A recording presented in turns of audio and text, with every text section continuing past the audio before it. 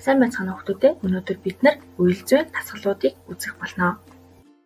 Хамгийн эхлээд үйл зүйн дасгал гэж юу вэ? Энэ нь булчингийн зохисгүй буруу үйл ажиллагааг хэл амны булчин болон залгуурын булчингийн оролцоотой засахад хэрэглэгддэг эмчилгээний аргыг хэлдэг байна. Тэгэхээр өнөөдөр бид нар хуулийн дасгал, хэлний дасгал, мөн ажиллах, залгих дасгалуудыг хэрхэн зөв хийх талаар үзэх болно. За ингээд дасгалаа үзцгээе. А гэж хэлэхдээ хамаа том бангаан, И гэж хэлэхдээ сайн хоёр дэшин ярцсан, У гэж хэлэхдээ хошууга соргоолгоно, Б гэж хэлэхдээ хилээ сайн гаргах хэрэгтэй шүү. А, И, У, Б гэсэн эдгээр дөрвөн амийг дуудах дасгалыг 30 удаа хийн, өдөрт 2-3 удаа хийгээрэй. Дараагийн дасгал бол довж сөвлөсөн урт утсыг уруул шүднийхээ завсарт байрлуулаад татна. Энэ дасгалыг 30 секунд хийгээрэй.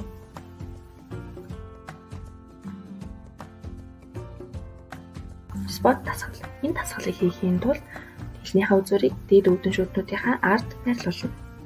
Дасгалыг хийхдээ хэл дарагч аль эсвэл хурууныхаа үзүүрээр дээд үүдэн шүднүүдийнхээ ард байрлуулна. Айжмаар энэ цэг дээр хэлний үзүүрээ хүргээж хэл дарагчаа авна. Хилээ сайтар шахаж байрлуулна. Дасгалыг 10 секунд хийнэ.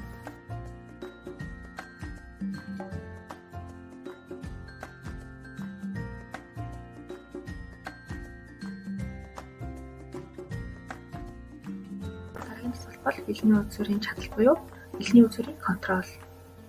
Дасгалыг хийхдээ үүдэн шүднэндээ хүрэхгүйгээр хилээ аль болох шавх чангалж гаргана.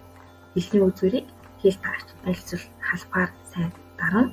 Хилээ аль болох чигээр нь байдлуулж хэл болон хэл дарагчаа адил хүчээр өөдөөс нь дарна. Дасгалыг 3 тоонд барьж дараа нь амраад дахин хийнэ.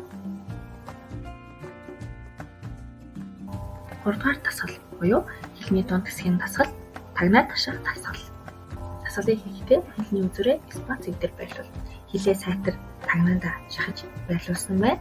Үүний дараа 5 тоолоод тагнаагаа дашнаа гэж дуурах ёстой. Энэ дасгалаа тавьсан хийнэ. Хэлний арын хэсгийн дасгал буюу К залгилт. Дасгалыг хийхдээ 7 уур хуруугаар хэлний үзүүрийг доод үүдэн шүдний ард байрлуулна. Үүний дараа К гэж хэлэхдээ хэлний ар хэсэг зөөлөн тагнаад хүрч байгаа хэсгийг шалгана. Аль эсвэл хэлний үзүүрийг доод үүдэн шүдний ард байрлуулсан байхад зөөлөн тагнаараа урш зүршиж хэлний арын хэсэг зөөлөн тагнаад хүрчгүй хэсгийг шалгаж болно. 4 дахь дасгал. Энэ нь хэлний түгээмэл ашиглагддаг дасгал байгаа. Ингээд дасгалаа үзцгээе. Эхлээд хилээ их зоошин шулганаар гаргана. Үүнийг 1, 2, 3, 4, 5 секунд барина. Дараа нь хилээ баруун тийш нь гаргаад 1, 2, 3, 4, 5 секунд барина. Үүний дараа нөгөө тийш нь 1, 2, 3, 4, 5. Одоо хэлний үзээрээ дээш нь хамарлууга 1, 2, 3, 4, 5. Ажиллах болон залгих дасгалууд үүн дотроос хамгийн эхлээд бид нар сорох дууралт дасгалыг үзье. Сорох дууралт дасгал. Энэ дасгалыг хийхдээ гурсыг хэлний доор байрлуулж хэлний 3-1 үзүүрийг тагнаад байрлуулна. Хэлний хажуугын булчингуудыг ашиглан сорох дууралтыг гаргана. Мөн ус засаж дасгалын хамт залгуулж дасгалыг хийнэ. Залгихдаа араагаараа сайтар зууж хилээ дээш өргөнд залгина. Дараагийн дасгал бол ус түгжих дасгал.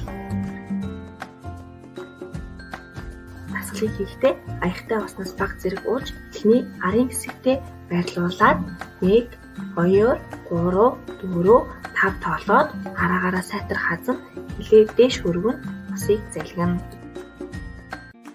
Дараагийн дасгал бол ажиллах дасгал. Энэ дасгалыг хийхдээ үзэм, алим, дараг, аль эсвэл бичээнийг ашиглан араагаараа ажиллаж мэдэх дасгал юм аа.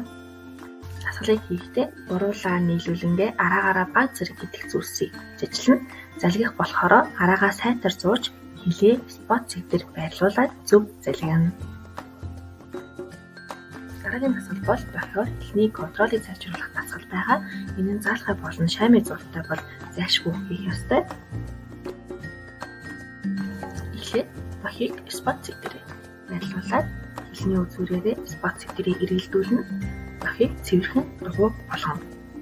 Үүний дараа бохоо тагнаа хонхорт сайтар наах ба энэ нь хэлний хүчийг шалгаж байгаа хэрэг юм. Бохоо тагнаа хонхордоо хэлний үзүүрээрээ сайн нааж өгнө. Ингэхдээ бохин сайн наалцсан шош хэлбэртэй тагнаа хонхортой зөв наалцсан бол хэлний хүч сайн байна гэж үзнэ.